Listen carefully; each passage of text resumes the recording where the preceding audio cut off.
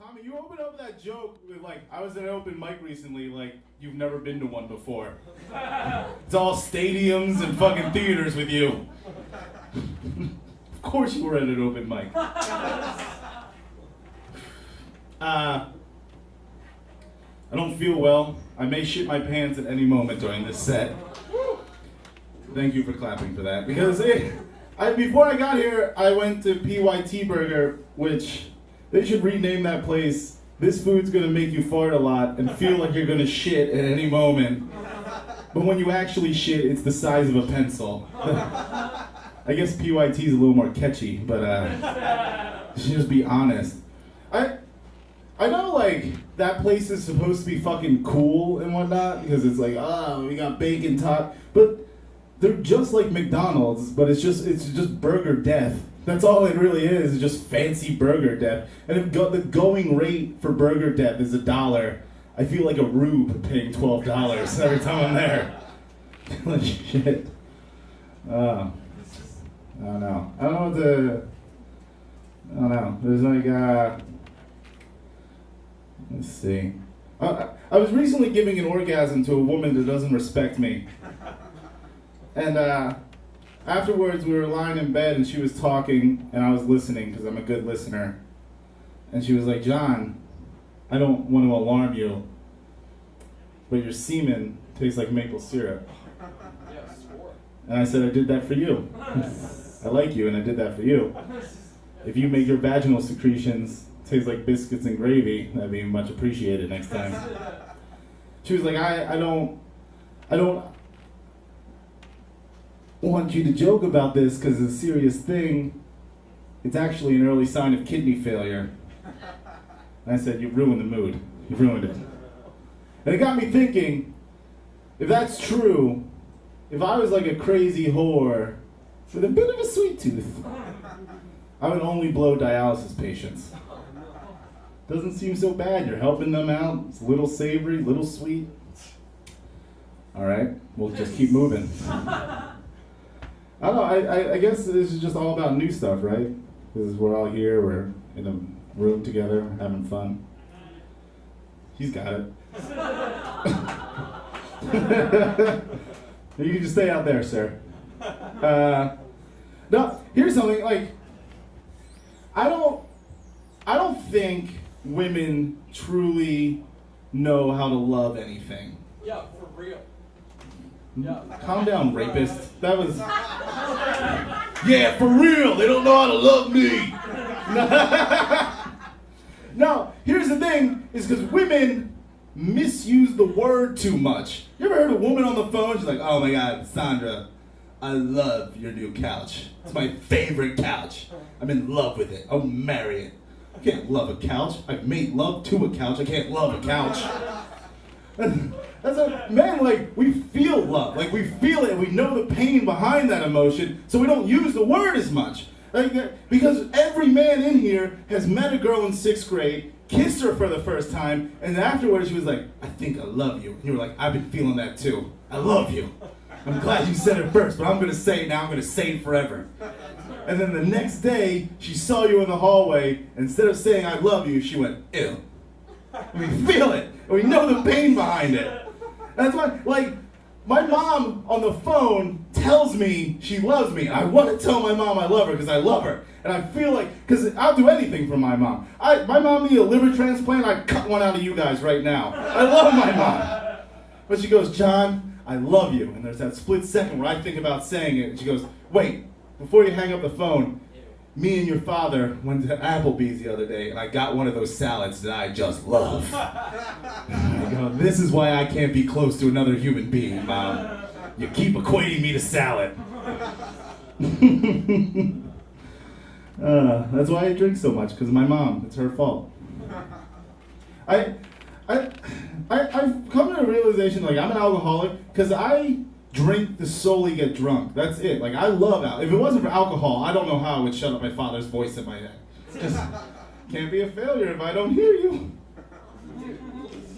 But I have friends who drink beer because they like the taste of beer. They talk about crap Oh, it's so annoying. They talk about craft beer like it's rare sapphires given to them by a wizard in a magical woods. Like, oh, you don't know about my favorite beer? My favorite beer!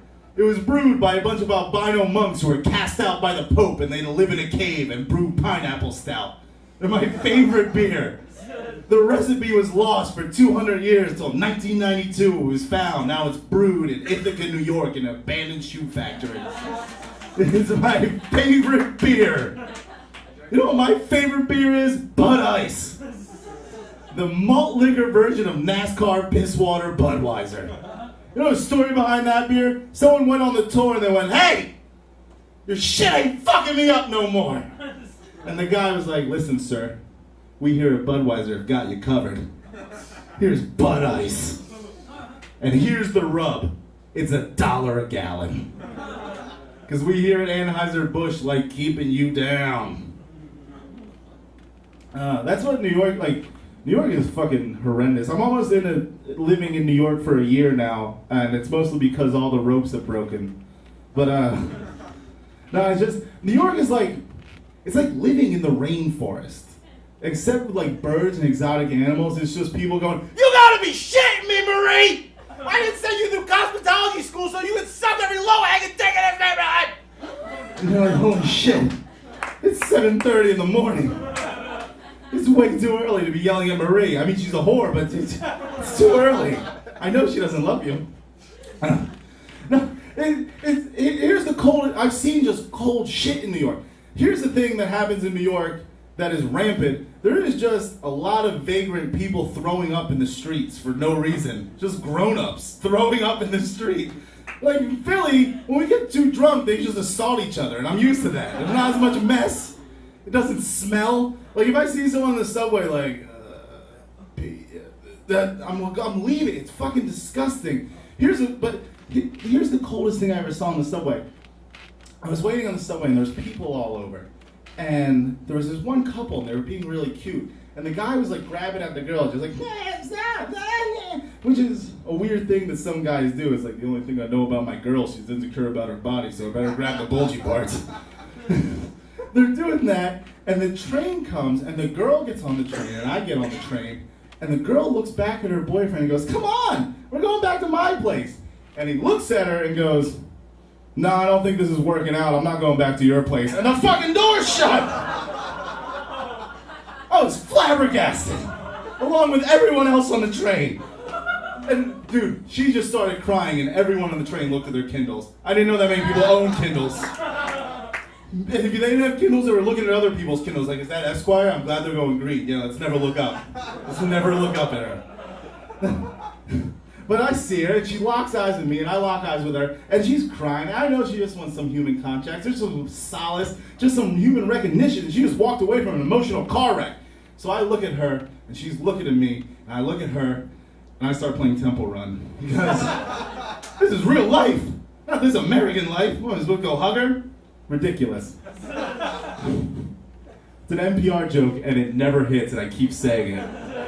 Because I just love having an NPR joke in my act. If I could fuck anyone, it'd be Terry Gross. Oh my God. That would be the most comforting, soothing sex you could have in your life. She would just talk you to sleep. Yeah. I love that you keep adding on to my jokes. No, I mean... No, I was getting to the point you were making. But yeah, like, no, I just imagine walking in the room and she's like, "Hey John, I'm glad to have you in my bedroom today. I was wondering that we could talk about your childhood and then maybe you get at this pussy." And I'd be like, "It's just an honor to be here, Terry, I'll tell you."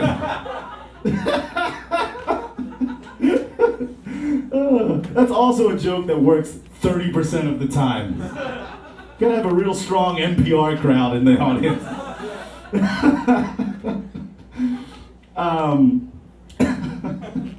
don't even know where it's at. Oh, so if I'm in New York, is it like I don't know how she didn't freak out, because I would have just freaked out. Like, my anger is just a spray and pray in New York. I'm just like, what the fuck, this fuck, and it's just mad all the time. But if I have a place to focus it, I just fucking explode.